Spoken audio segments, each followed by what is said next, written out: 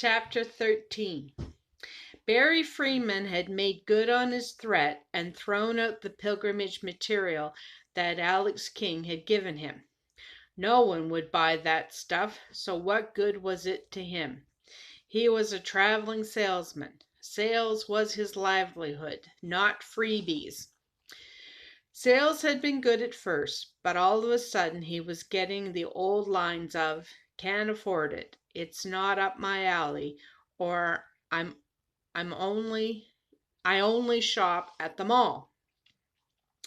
Barry wasn't superstitious, but he was beginning to wonder if it was because he had thrown out that pilgrimage material. It was too late to get back the ones he had thrown out, but maybe if he got some more, this trend of bad luck would stop. Barry arrived at pilgrimage at what he thought was the time any business should be opened. No one answered his incessant knocking. There were no hours posted on the door. Now what was he going to do? Then he thought the car dealership should have Alex's home address. "Hi, do you remember me?" Barry asked. "Who could forget the day that they made their last car sale?" Benedict McLaughlin lamented. "Your last, you say? I thought it was just me that was having a hard time of it. Haven't you heard the banks have closed their doors?" "Closed their doors? How can they do that? How are we going to live without the banks?" Barry exclaimed. "That's what the banks are counting on. They say they won't open their doors again until some guy named I.M. Bilmy is found and he pays off the debt that his people incurred. It's been all in the papers, on the radio, and on TV," informed Benedict. "When I'm on the road, all my time is spent trying to sell my products. I find keeping in touch with the world situation is too time-consuming," explained Barry. "Has this Mr. Bilmy been found? Surely his people know where to find him." "That's the great mystery. They all are missing, too. Their names have been posted along with this I.M. Bilmy, and there has been no legitimate calls about them either." "What do you mean, no legitimate calls?" wondered Barry. "Well, the news has hinted that some of the people that were interviewed said they saw so-and-so go up in a big spaceship. One person called it a city ship, it was so big." "Is there any truth to these rumors?" "No one knows for sure.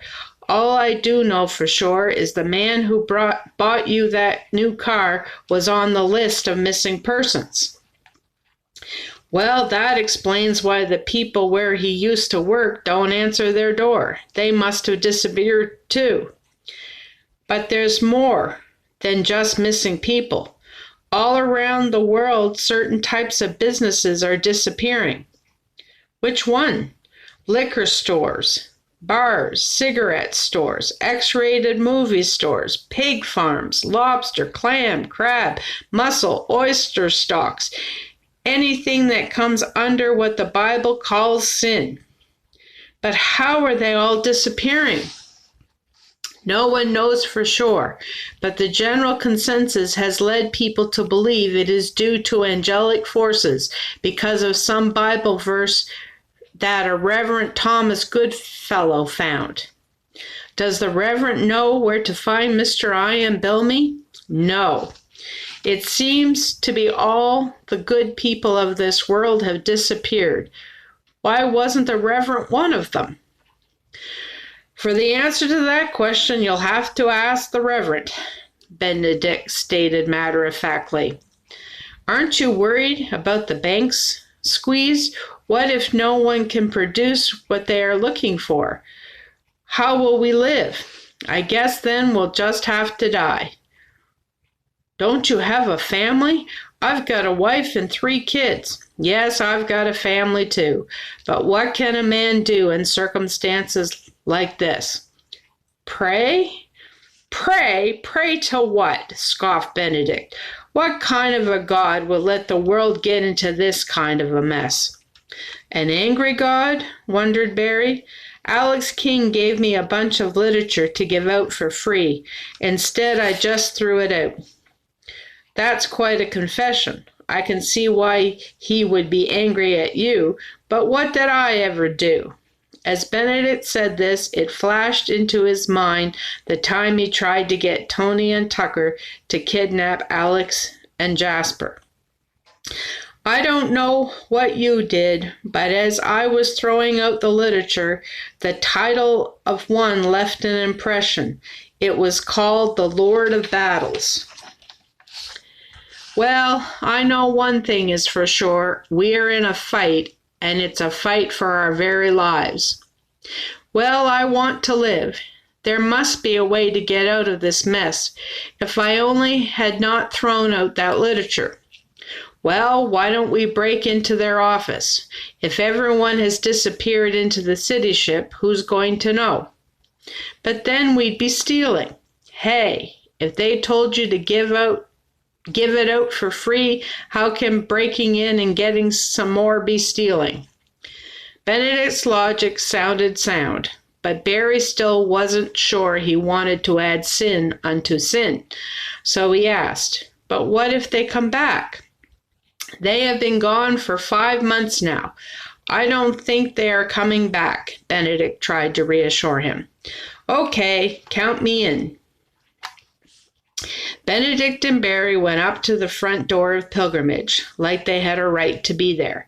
Benedict took out his lock-picking tools and started to put them in the lock when the door opened. Quick as a flash, he pocketed the tools and said, Oh, this is great. We were not sure anyone would be around since we have come before and no one was in. Yes, the owners are away right now. I'm keeping an eye on things, you could say, Donovan replied. When do you expect them back? I would like to give out more of their literature, lied Barry. And I would like to read it. Barry told me it's free. But he had run out, so he couldn't give me any, lied Benedict. Donovan had been given great insight into other people's characters since he had repented of his sin, so he replied, Yes, the literature is free, but you don't have to lie to get more. Lying and stealing will only add to your sorrows, as you will find out if you truly read it. I can testify to the change it has wrought in me since I repented of my sins and have started on the straight and narrow road that leads to victory over sin. Benedict figured that Donovan must have seen his lock-picking tools, so he confessed. Yes, we were going to steal them, but it was for a good cause. There is no such thing as stealing for a good cause. The Bible does not teach that stealing for any cause is okay. What it teaches is, ask and it shall be given you, seek and ye shall find, knock and it shall be open unto you. You mean I can ask for money and I'll get it? Benedict greedily asked. No, it has to be in the Lord's will. You may want the money for an evil purpose, Donovan replied. But what if it is for feeding my family? Pleaded Barry. Then that is different, Donovan agreed. But all the banks are closed looking for I am Bill Me. Where is the money to come from? Barry asked. Don't expect that this economic order under which we have lived will ever rebound.